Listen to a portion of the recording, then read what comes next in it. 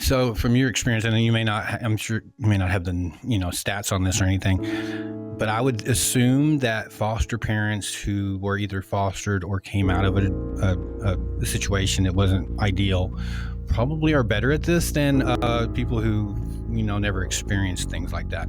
I could be the opposite though. I don't know. What is your experience with that?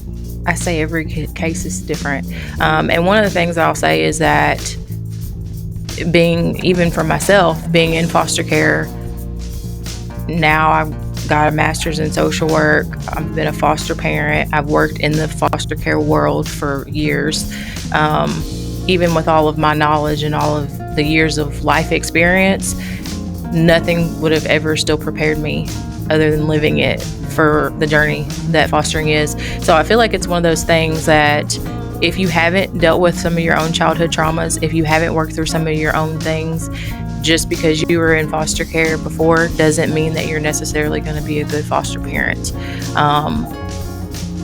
And then there's some people that work through the things they need to, and they're phenomenal foster parents. So I really just think it comes down to the individual and how much work they put into making sure that they're mentally where they need to be when they take in these foster kids.